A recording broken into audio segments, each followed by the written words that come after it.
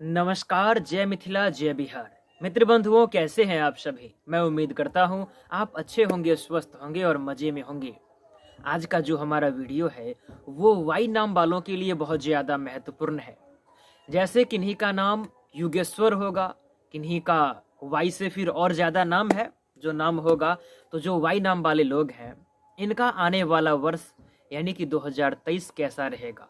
आने वाले वर्ष में इनके जीवन में क्या क्या बदलाव होगा, इनको क्या फ़ायदा होगा, क्या नुकसान होगा, या फिर इनके जीवन में क्या क्या होने वाला है। आपके मन में सवाल तो जरूर होगा। तो अगर ये जानना चाहते हैं तो वीडियो को आप सुनिएगा बड़े ही ध्यान से। वीडियो के अंत में आपके आने वाले समय का एक अनोखा टोटका है, तो आप उसे भी आजमाइएगा। आपका आने वाला वक्त बदल जाएगा और कहीं कोई परेशानी बिल्कुल भी नहीं होगी। तो सबसे पहले हम लोग बात करते हैं आपकी सेहत के बारे में, आपके स्वास्थ्य के बारे में, क्योंकि स्वास्थ्य ही मूल पूंजी होता है। अगर आप स्वस्थ हैं तो सब कुछ है, और अगर स्वस्थ नहीं है फिर सब कुछ होकर भी कुछ नहीं है। तो सबसे पहले स्वास्थ्य के बारे में जानते हैं। तो मित्रों, आने वाले वर्ष में जो आपका स्वास्थ्य है वो आपके लिए बहुत ज़्यादा बेहतर नहीं रहेगा। 2023 में स्वास्थ्य के मामलों में आपको ध्यान देना होगा, और ध्यान कोई सामान्य नहीं, सही तरीके से और वाकई में ध्यान देना होगा। क्योंकि साल का शुरुआत जो है वो आपके लिए बहुत ज़्यादा बेहतर रहेगा, लेकिन उसके बाद का वक्त आपके पक्ष में नहीं रहेगा।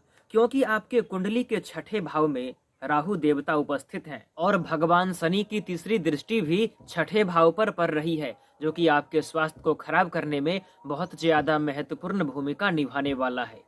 आने वाले वर्ष में आपको अपने रहन सहन और अपने खान पान के प्रति हमेशा हर वक्त सावधान होना पड़ेगा। मानसिक तनाव लेने से आपको बचना होगा। जिस काम को करने से आपको खुशी मिले, जिस काम को करने से आपको मानसिक शांति मिले, तो आने वाले वर्ष में आपको ऐसे काम को ही करना चाहिए। जिस काम को करने से कोई तनाव हो जाए, किसी इंसान से बहस हो जाए, लड़ाई झगड़ा हो जाए, तो ऐसे काम को आप नहीं कीजिएगा। अन्यथा आपका जो स्वास्थ्य है वो आपका सपोर्ट बिल्कुल भी नहीं करेगा।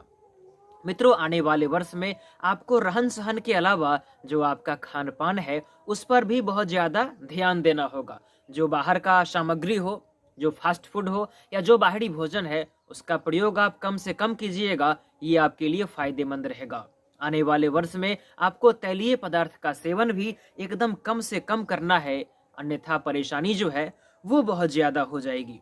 2023 में अगर आपके स्वास्थ्य में कोई परेशानी हो, परेशानी अगर छोटी भी हो, तो आप उसको इग्नोर बिल्कुल भी नहीं कीजिएगा। जो आपके संपर्क में चिकित्सक होंगे, आप सलाह मशवरा कीजिएगा, और जो उनका विचार हो उसको आजमाइएगा। अन्यथा आपका जो स्वास्थ्य है वो आपका सपोर्ट बिल्कुल भी नहीं करेगा। आने वाले वर्ष में आपके पेट में कोई परेशानी हो सकती है, और बड़ी आंत में भी कोई समस्या उत्पन्न हो सकती है।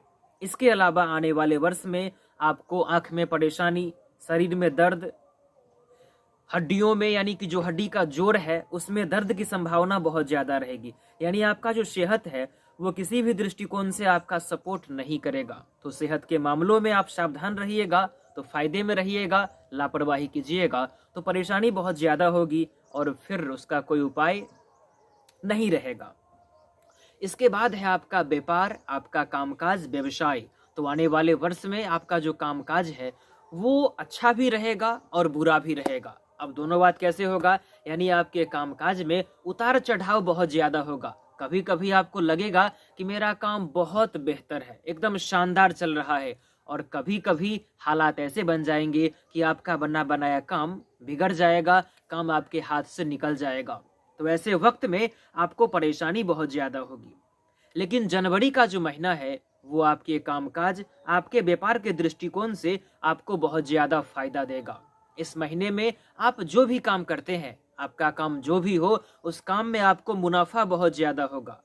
अगर आपका काम विदेश के माध्यम से होता है, यानी आप जो काम करते हैं उसका संपर्क विदेश से है, तो आपको मुनाफा और ज़्यादा होगा। क्योंकि जो लोग सिर्फ भारत में हैं, मुनाफा उनको भी होगा, लेकिन जो विदेश के माध्यम से काम करते हैं उनको मुनाफा कहीं ज़्यादा, 2 गुना या 3 गुना भी हो सकता है, जो कि आपके लिए बहुत ज़्यादा फायदेमंद होगा। लेकिन फरवरी, मार्च और अप्रैल, ये 3 महीना आपके लिए बेहतर नहीं रहेगा। इन 3 महीनों में आपके कामकाज में तनाव बहुत ज़्यादा बढ़ जाएगा। जो आपका कामकाज है वो कहीं ना कहीं डैमेज हो जाएगा और आपको परेशानी की समस्या का सामना जो है वो बहुत ज़्यादा करना पड़ेगा। इन 3 महीनों में जो आपके सहकर्मी होंगे, जो आपके कर्मचारी होंगे, उनके साथ में आपका संबंध जो है वो थोड़ा सा डैमेज हो जाएगा। लेकिन फिर इन 3 महीनों के बाद का वक्त जो है वो आपके लिए बेहतर रहेगा और फिर साल का जो अंत है, सितंबर के बाद का महीना, वो आपके लिए और ज़्यादा बेहतर और ज़्यादा शानदार होगा। सितंबर के बाद आपका जो कामकाज है वो कहीं ना कहीं बहुत ज़्यादा प्रगति करेगा और सफलता जो है वो आपको अवश्य मिलेगी। नवंबर और दिसंबर ये 2 महीना भी आपके लिए बहुत ज़्यादा अच्छा रहेगा। लेकिन आने वाले वर्ष में जो साल का शुरुआत है उसमें आपके माता पिता का सपोर्ट आपको थोड़ा कम मिलेगा। तो माता पिता का सपोर्ट अगर कम मिले तो आप चिंता नहीं कीजिएगा, क्योंकि साल के मध्य के बाद उनका सपोर्ट और आशीर्वाद आपको बहुत ज़्यादा मिलेगा। इसके बाद बात करते हैं आपके दाम्पत्य जीवन के बारे में। तो आने वाले वर्ष में जो आपका दाम्पत्य जीवन है वो कहीं ना कहीं बहुत ज़्यादा बेहतर और शानदार होगा, क्योंकि साल के शुरुआत में गुरु बृहस्पति जो है वो आपके 5वें घर में रहने वाले हैं और शनि की दृष्टि भी 5म भाव पर पड़ने वाली है। और इन दोनों के सपोर्ट से जो आपका दाम्पत्य जीवन है वो बहुत ज्यादा मजबूत होगा। आप दोनों के बीच में प्यार बहुत ज्यादा बढ़ जाएगा। संबंध में जो विश्वास का एक डोर होता है वो विश्वास का डोर कहीं ना कहीं बहुत ज्यादा मजबूत होगा। अगर आपके ऊपर में कोई परेशानी आता है, कोई समस्या आता है, तो आपके जीवन साथी का सपोर्ट, उनका समर्थन आपको बहुत ज्यादा मिलेगा। परंतु साल के मध्य में आपका दाम्पत्य जीवन कुछ डैमेज हो जाएगा और साल के मध्य में आप दोनों के बीच में गुस्से की प्रकृति उत्पन्न हो जाएगी। यानी छोटी मोटी बातों पर आप दोनों में झगड़ा हो जाएगा, छोटी मोटी बातों पर संबंध में दरार पैदा हो जाएगा। तो ऐसा आपको नहीं करना है।